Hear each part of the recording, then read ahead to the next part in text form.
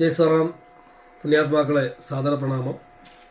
പരമപൂജനീയ ജഗദ്ഗുരു സ്വാമി സത്യാനന്ദ സരസ്വതി തൃപാദങ്ങളുടെ 90ാമത് ജയന്തി ഒരു വർഷം നീണ്ടു നിൽക്കുന്ന നവതി വർഷമായിട്ട് ആഘോഷിക്കുവാൻ ശ്രീരാമദാസ ആശ്രമം മിഷൻ പ്രസ്ഥാനങ്ങൾ തീരുമാനിച്ചിരിക്കുന്ന വിവരം എല്ലാവരും അറിഞ്ഞിരിക്കുമല്ലോ.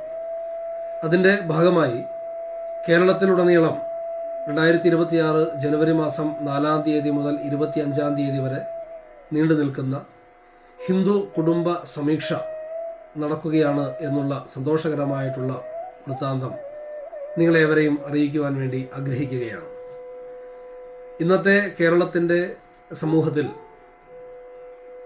ശിഥിലമായിക്കൊണ്ടിരിക്കുന്ന കുടുംബ സങ്കല്പങ്ങളും ലഹരിക്ക് അടിമപ്പെട്ടുകൊണ്ട് ദുരവസ്ഥയിലേക്കാകുന്ന പുതിയ തലമുറയും നമ്മുടെ എല്ലാവരുടെയും ദുഃഖം തന്നെയാണ്.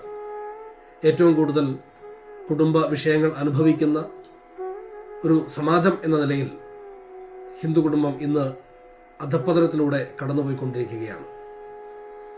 ഇതിനുള്ള പരിഹാരം എന്നുള്ള നിലയ്ക്കാണ് പൂജനീയ ഗുരുനാഥൻ വർഷങ്ങൾക്ക് മുമ്പേ തന്നെ നമ്മളോട് ഉപദേശിച്ചിട്ടുള്ള കുടുംബ സമിതി എന്നുള്ള മഹത്തരമായിട്ടുള്ള സങ്കല്പത്തെ മുൻനിർത്തിക്കൊണ്ട് ഹൈന്ദവ സമാജത്തിന്, ഹൈന്ദവ കുടുംബത്തിന് ദിശാബോധം നൽകുക എന്നുള്ള മഹത്തരമായ ലക്ഷ്യത്തോടുകൂടി ഹിന്ദു കുടുംബ സമീക്ഷയ്ക്ക് രൂപം കൊടുത്തിട്ടുള്ളത്.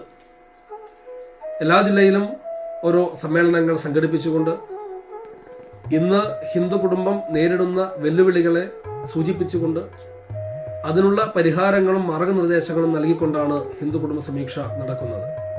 ശ്രീരാമദാസ ആശ്രമം അധ്യക്ഷൻ സംപൂജ്യ ശ്രീ ശക്തിശാന്താനന്ദ മഹർഷി പ്രസ്തുത സമ്മേളനത്തിൽ സമീക്ഷയിൽ വിശദമായിട്ടുള്ള രൂപരേഖ സമൂഹത്തിന് നൽകുന്നതാണ്.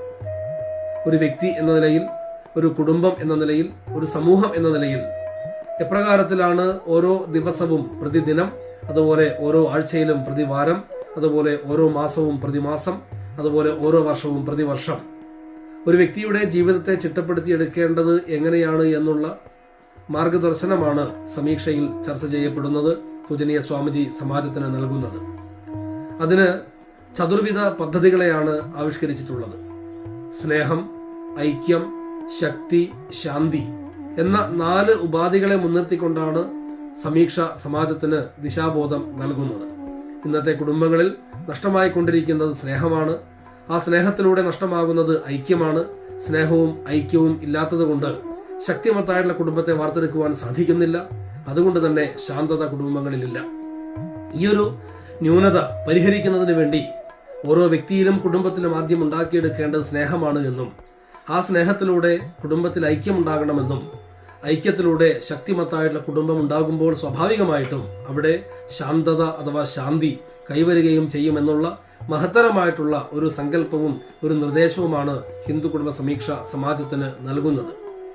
ഈ ഹിന്ദു കുടുംബ സമീക്ഷ ഓരോ ജില്ലയിലും നടക്കുമ്പോൾ, ജനുവരി 4-ാം തീയതി മുതൽ 25-ാം തീയതി വരെ ഓരോ ജില്ലയിലും നടക്കുമ്പോൾ നമുക്കറിയുന്ന എല്ലാ ആളുകളെയും സകുടുംബം, അവിടെ അച്ഛനും അമ്മയും സഹോദരനും സഹോദരിയും കുഞ്ഞുങ്ങളും എല്ലാവരും ഒത്തുചേർന്നുകൊണ്ട് പൂജനീയ സ്വാമിജിയുടെ മാർഗനിർദ്ദേശം സ്വീകരിച്ച് പുതിയൊരു തലമുറയെ, ധാർമ്മിക മൂല്യമുള്ള തലമുറയെ വാർത്തെടുക്കുന്നതിന് വേണ്ടിയിട്ടുള്ള പദ്ധതിയാണ് എന്നുള്ള ബോധ്യത്തോടുകൂടി ഇത് നമ്മുടെ കടമയാണ്, പുതിയ തലമുറയിലേക്ക് പകർന്നു കൊടുക്കേണ്ട ധാർമ്മികമായിട്ടുള്ള ഉത്തരവാദിത്തം നമ്മളിലാണ് എന്നുള്ള നിശ്ചയത്തോടുകൂടി എല്ലാവരും സർവാത്മന സഹകരിച്ചുകൊണ്ട് ഹിന്ദു കുടുംബ സമീക്ഷ നടക്കുന്ന വേദികളിലേക്ക് മുഴുവൻ ആളുകളെയും സകുടുംബം എത്തിക്കുവാൻ വേണ്ടിയിട്ടുള്ള പ്രേരണയും ഊർജ്ജവും നിങ്ങൾ ഓരോരുത്തരും തയ്യാറാക്കിയെടുത്തുകൊണ്ട് നിങ്ങൾ ഓരോരുത്തരും ഇതിന്റെ ഭാഗഭാക്കുകളായിക്കൊണ്ട് പ്രവർത്തിക്കണമെന്ന് ഓർമ്മപ്പെടുത്തിക്കൊണ്ട് പൂജനീയ ഗുരുനാഥന്റെ 90ാമത് ജയന്തി പുതിയൊരു മാറ്റത്തിന് വേണ്ടിയിട്ടുള്ള, ധാർമ്മിക മൂല്യമുള്ള തലമുറയെ വാർത്തെടുക്കുന്നതിന് വേണ്ടിയിട്ടുള്ള ഒരു വലിയൊരു ദൗത്യമാണ് എന്ന ബോധ്യത്തോടുകൂടി എല്ലാവരും ഒരേ മനസ്സോടുകൂടി പൂജനീയ ഗുരുക്കന്മാർ പറഞ്ഞതുപോലെ അമ്മയുടെ അടുത്ത് കുഞ്ഞുങ്ങൾ നിൽക്കുന്നത് പോലെ നിൽക്കണമെടോ എന്ന